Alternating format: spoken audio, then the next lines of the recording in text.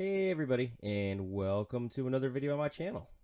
So today we have Amy Dingmann from A Farmer's Kind of Life, and she is going to speak to us about lessons she learned on the homestead. Amy also does a very successful channel on YouTube and has other social media, which I will link in the description. The speech was given during the Living Free in Tennessee 2022 get-together. Very much like the Survival Podcast Workshop, this is a place for like-minded folks to gather.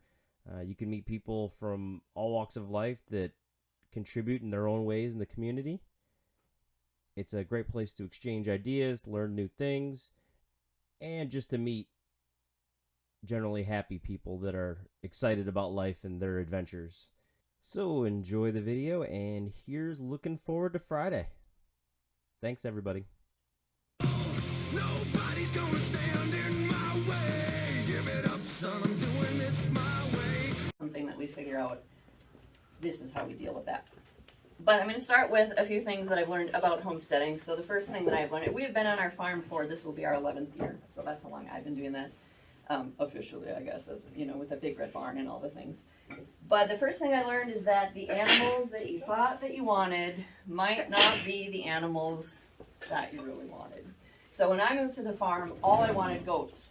Goats, that is what I want. They're going to be the coolest animals. We had moved from my parents' house. We rented my parents' house for a while, and we were able to have chickens there, but that's all we could have. And so we're going to have property. We're going to have a big red barn, all this land, right? I'm getting goats. We had goats for 3 years. We have been on the homestead for 11, so you can figure out we don't have goats anymore. I wanted to have goats. I was going to do all the things. I found out I don't like goats. I don't actually like goats. I don't actually like horses. But you know what? I thought I wasn't going to like pigs. I love pigs. I think pigs are the coolest thing to raise. I didn't think I was going to like turkeys. I love turkeys. I love raising turkeys. So it's fun to research and figure out, oh, this is what I think that, might work on my farm, might work on my homestead, might work on my property. But you may get there and realize, we're gonna change it up. It's good to try new things. I am surprised the things that I thought I would like, I didn't like, and the things I didn't think would work at our farm ended up working. So has anybody experienced that on the farm a little bit? Like, yeah. Another thing that I thought was interesting is we moved to the farm, and homesteading and the whole farm girl thing, that is my identity. I am Amy from A Farmer's Kind of Life. I am a homesteader. I am a farmer's kind of girl. The 3 men in my family, because I can say men now because they're all adults, they love the country. They live living out away from things, but homesteading and doing the farm thing is not their identity. It's just where they live. And that's okay. I had to learn, you know what? It's okay if they're not like, super excited. I'm gonna plant this thing and it's gonna be wonderful. I'm gonna love it and take care of it. That's cool, Amy. That's awesome, Mom. They support me, but they're not gung-ho excited about that. And that's okay. Not everybody has to be gung-ho excited about what you're doing. I had to learn that. Number 3. You will not talk about everything that happens on your homestead. And I'm saying that as a content creator. I'm saying that as someone who podcasts, as someone who makes YouTube videos, as someone who, writes about all the things. There are things you will not talk about that happen. Part of that is because you're like, ooh, that was a mistake. And I don't want people to know that I did that. Some of the things are things you realize, maybe I shouldn't talk about this. Some of the things, you don't talk about them because the only way you're going to understand it is if you are also a homesteader. So there will be disasters that happen on the farm. And I am all about being honest and being real about homesteading, but there are some things. One of these things, we always have stray cats show up at our farm. Always. We live in the middle of nowhere. Farms are the best place to drop a cat, right? That you don't want to. You're live on the internet in case that happens. No, that's fine. That's fine. Because I brought this up eventually, but. What am I? Oh gosh. So cats will always show up. So we have a ton of cats, and you know what happens in the spring? There's kittens, and there's lots of kittens. And everybody will say, why don't you get these cats fixed, right? Why don't you get them spayed, neutered? And we do that as we can, but where I live, spaying and neutering cats is very expensive. It's about $300 a cat. Wow. So when you have lots and lots of, cats that show up, you can only do that with so many cats. But if you don't do it all, you have population explosion, right? So people are always asking, why don't you do that? Well, what I found out is it's not that expensive to spay or neuter cats elsewhere, right? They're like, what? It costs $300 to do that to a cat? So I have learned, except for on this live, apparently, I don't always talk about how many cats are on the farm. I don't always talk about the baby kittens. I don't always talk about the thing that showed up. Because depending on where you live, depending on, I don't know what it is in Tennessee. What is it to fix a cat in Tennessee? Not $300? Not $300. You can do it probably for $20 if you shop around and wait. We used to have free vouchers. I have spayed every cat I've seen that comes by, and we don't have a population problem. Right. I mean, I have 4 cats, which is too many, but 4. 4. Perfect. Yeah. Wow. All right, so it's a lot less. Or you can learn to do it yourself. Maybe I should probably can't talk about that though, can you? I suppose you get lots of comments about that as well. You can do pigs yourself, and people will advise you to use bands, and they don't know anything about pigs when they tell you to do that. Yeah. This is true. Kind of along that topic, a fourth thing that I have learned after being on the homestead is that death will become normal. If you are on a homestead and you have animals, death will become normal. And that doesn't mean that it doesn't bother you. It means it will become your normal. It will become common. And that is even if you are not someone who is butchering your own animals, even if you are someone who says, I'm going to send all my chickens away, I'm going to send my pigs away, they're going to come back in the nice little packages, you're not involved in that, you will have animals who get sick. You will have animals who get hurt. This is something you will have to deal with. And so what was very interesting to me is being on the homestead. I was a hunter before I got the homestead, right? So I understand that whole thing. But being on the homestead, having your own animals, and that whole thing, you don't know how that's going to affect you until you actually do it. Even if you're a hunter, even if you're like, oh, whatever.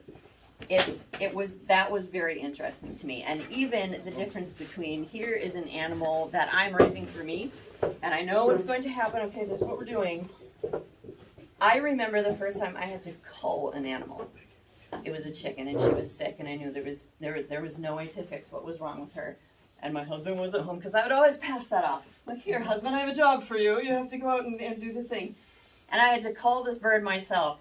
And I did it, and I sat down and sobbed, just sobbed, because I was like, oh my gosh. And I didn't expect that. I didn't think that was going to be a thing for me, because I'm pretty, tough. So you won't know how you deal with the fact that death becomes your normal, that you have to deal with it so often, until it happens. Number 5, you are not Ma Ingalls. How many of you grew up with a little house on Prairie Side? You are not Ma Ingalls, you are not Laura Ingalls. And it is not 1800 whatever. I say this because it is okay to use technology.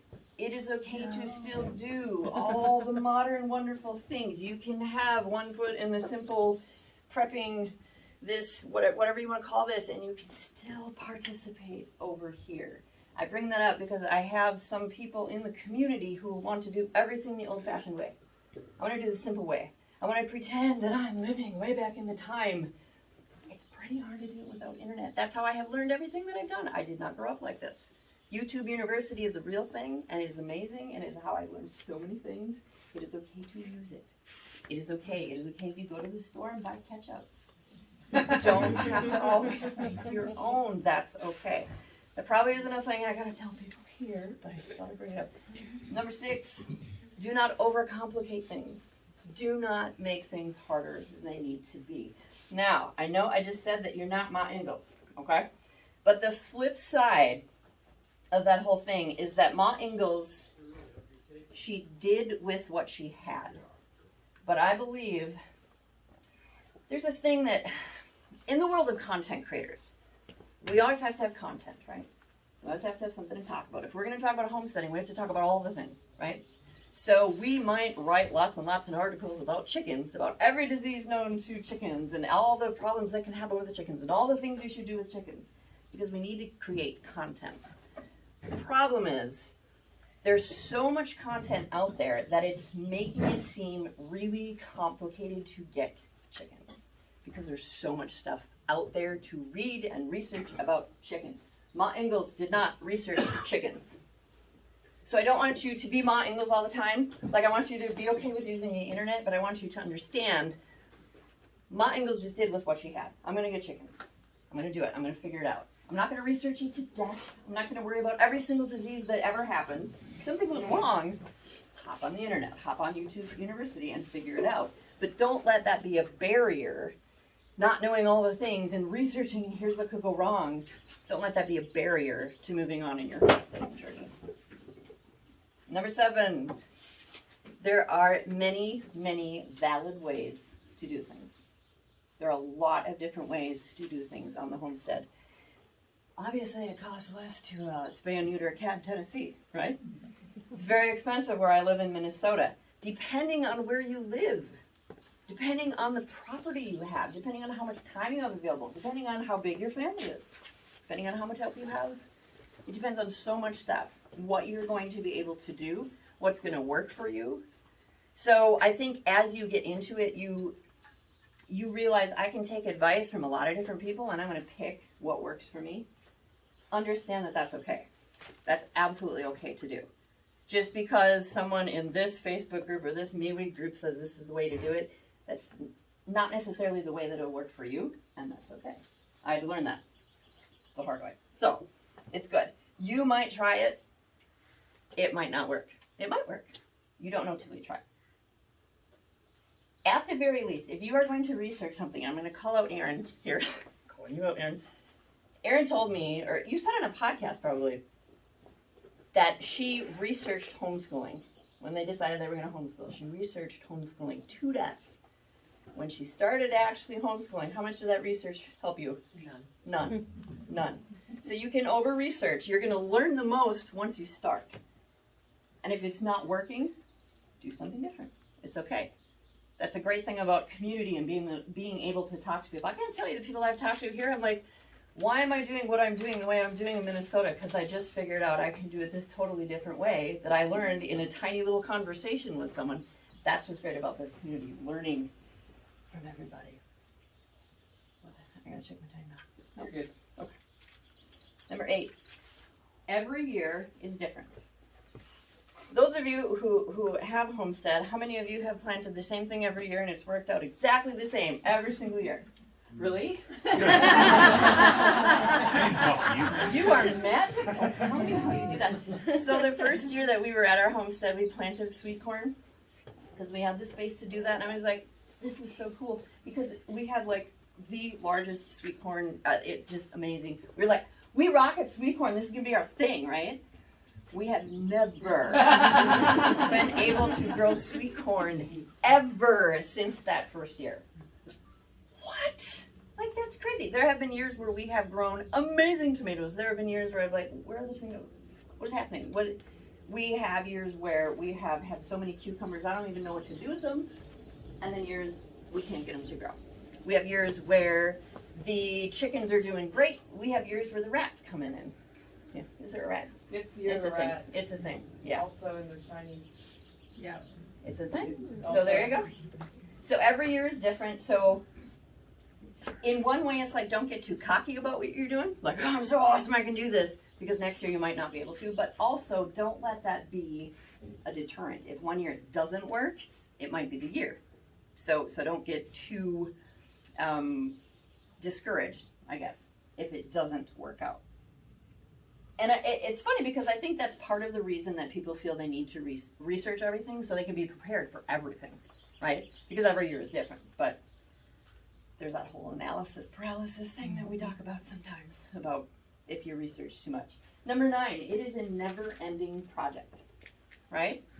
How many of you are going to go home from here with all the ideas, right? You thought you had everything figured out, maybe. You're like, I know what I'm doing, and you come here and you're like, oh my gosh, she's laughing. She's like, I know what you're talking about. I texted my husband my husband texted me last night, and he said, are you learning all the things? And I said, yep. And he said, let me guess, you're coming home with all the ideas. And I said, I am. So he is prepared for me to come home and be like, whoa, this is what we're doing. So it's a never-ending project. There's always something to do. There's always something to change. There's always something to fix, repair. It is not a lifestyle to get into if if you're not a doer. I don't know why you would pick anything like this if you're not all right, let's do this. Number 10, you can change what you're doing. You have a plan and you think this is what we're doing. We're going to have goats and it's going to be great. We're going to have all the goat milk. We're going to make goat milk soap. It's going to be great. I don't have goats anymore. That's how that worked out. You can change what you're doing. And I have learned, don't say never. You should never say never. I'm never getting ducks again because the first time we had ducks was a horrible setup. If you have a really good setup for ducks, they're pretty amazing. We have ducks now because we have a different setup. You can change what you're doing. Change it so it works. I am at a point right now, we've been on our farm, this is the 11th year, and I'm at the point now where I'm just trying to do things more efficiently. Like before, it was just like, we're going to do all the meat, it's going to be great. And what I really love is coming here and hearing from people who have way less property than I do. I mean, some of you are on a quarter acre, you're on a half acre, and you are just killing it, right? You're doing all the things. I have 5 acres, and I'm like, wow, I got a lot of empty space that I come here and I'm like, oh, like my mind is just, just going. So you can change what you're doing. Number 11. It is hard to video or write about or podcast about every single thing that happens on the farm. And who I was talking, who was it? We were talking about this? I was like, where are you? You're behind the post. We were talking about, you're so into, let's say I'm going to butcher a chicken. Everybody wants a video on how to butcher a chicken. In order for me to make a video about how to butcher a chicken, there has to be someone to video that because I am butchering the chicken, right? Like my hands are dirty and on butcher day, we just want to get it done. The last thing I want to do is set up a camera and say, make this all beautiful so we can butcher the chicken. We're not doing that. So there is, even skills that you want to teach people. You have to think, do I want to video this? It's like an extra step, and you don't always want to do that. Because you're busy. Okay, it's like 17 minutes. I didn't want to scare anyone off. It's a lot of work. And so I went into this thinking, oh, this will be so awesome because I can make all this content, with all the stuff we're doing on the farm. And you can't always do that because you're doing all the things on the farm. So it's hard to wrap your head around. Number 12, you'll screw up. How many people here have screwed up? Excellent. I am in good company. I am in good company, I guess. I've had animals die because of me, because of things I've done, because of things I haven't done. I've lost animals. There have been the things, and you guys understand that. But you figure out how you're going to deal with failure because you will. I shouldn't say failure because you're going to learn from it, obviously, but you figure out how you process that and how you go through it. Yeah, all the screw ups. We'll just call them screw ups. Situations. It's situations. That's what it is. What was that? Setbacks. But look, learning opportunities. There are many of them. Number 14. I think I have 20 of these, so are we still good? You're good. You got plenty. 13 is what I'm on. It costs money. It costs money. And that can be a tricky thing to talk about in the homesteading community because people will say it's so expensive, but is it more expensive to raise your own food? But it does cost money. You have to get the infrastructure in there somehow. You have to get the animals. It's going to cost you money, and you figure out where exactly your money is going and where your priorities are. And I'm trying to think of a good example of this. My chickens cost me $12 a chicken. Okay. Because I do feed them feed. Yep. And that's not including my labor. Right. And that's you can buy, maybe not now, but you could buy chickens for cheaper at the grocery store than $12 a chicken. Yeah. And it's interesting because I think that's another one of the things that people forget. It's your time and your labor, which is worth,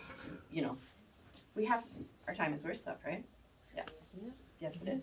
Yes, it is. We're learning these things this weekend, aren't we? Number 14, it is more everything than you think it will be. It is harder. It is more work. It is more money. It is more time. But it is also more awesome, more everything. More, I can't even think of the word. Rewarding. Thank you, rewarding. Is more rewarding in ways that you probably don't even know going into it. It's more everything. Number 15. There are both, plug your ears kids, assholes and nice people in homesteading.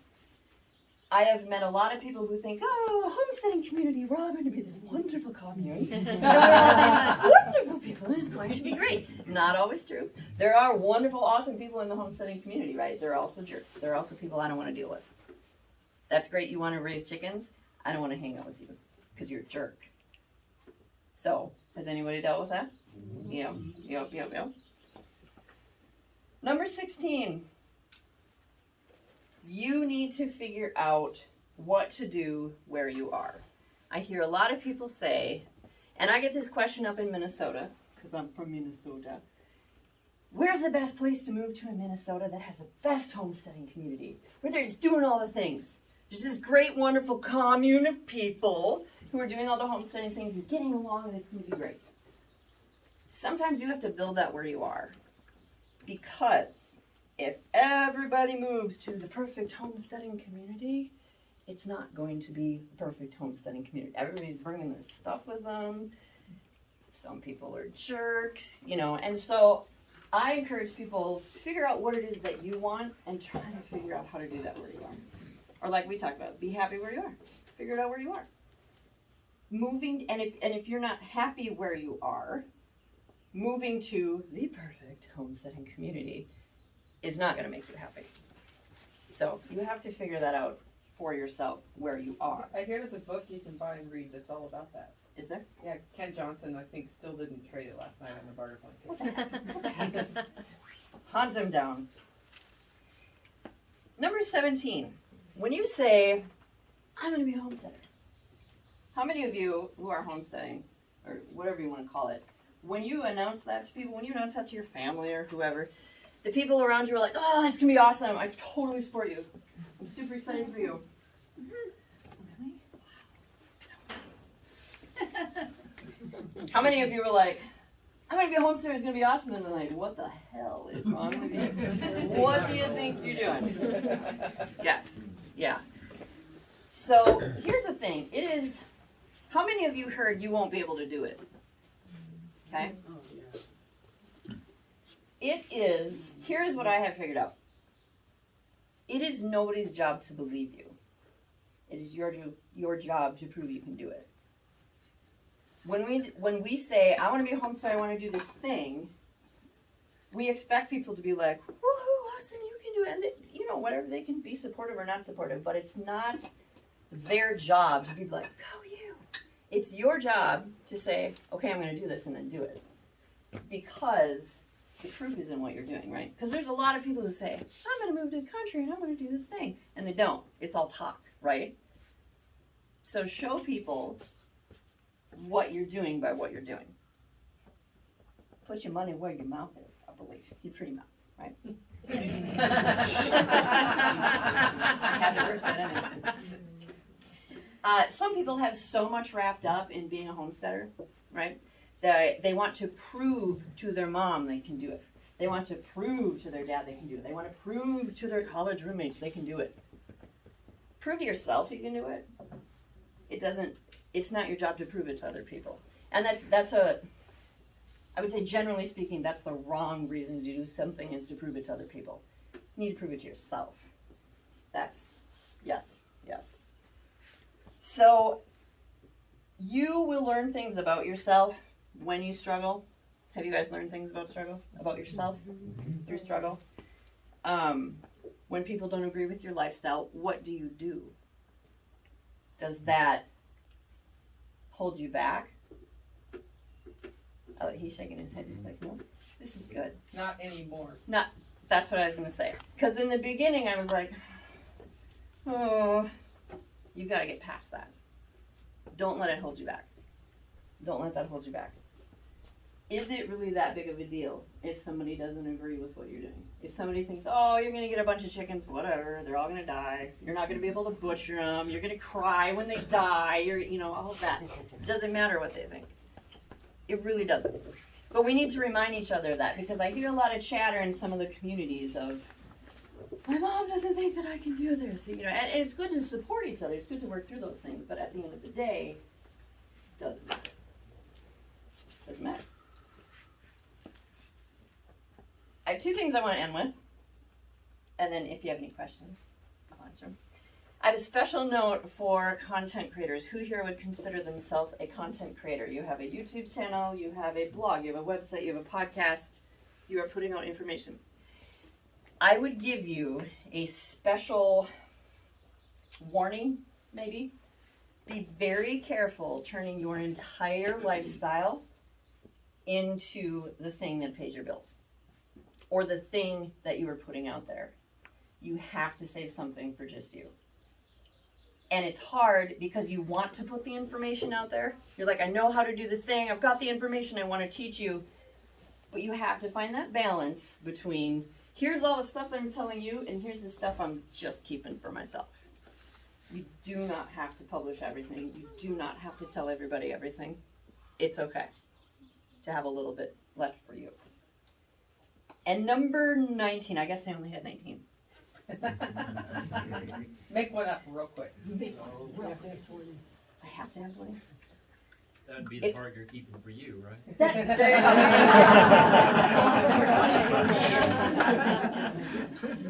So back to the people who raised their hand when you said who thinks they're new to homesteading. So who would say they're new, they're learning, they're just figuring it out. And we always are learning, but you know, newish. Here's what's really great about people who are new, and I want to point this out. People who are new and excited about homesteading are the people who are bringing the zest and the fire and the excitement to the community. Because when you've been doing it a while, you have like the wisdom and you have the experience, but you tend to lose a little bit of your zest. Anybody who's long-term agree with that? A little bit of your zest? So people who will come to these workshops or conferences, homesteading conferences, there's a lot of people who are really new or who are just getting into it and they're like, I don't think I should be here. Like, what do I have to offer the community? Because I don't know what I'm doing. I'm just learning. I've only been doing this for a year. Like, I just feel really new and I don't think I'm bringing anything to the community. The thing that you are bringing is what the people who have been doing it a long time are lacking. The zest, the fire, the excitement, all of that. So don't let that hold you back from jumping in and being part of the community, because you are definitely needed. They also bring the ideas that we're not thinking of anymore because we have our system. Because we have the way we do it. Yeah. Yes, absolutely. So everybody has their place in the community. Somebody talked about that in the underground community. Everybody has their place. They're all needed. So that's pretty much what I have. But if you have any questions, I will take questions. Anybody have any questions?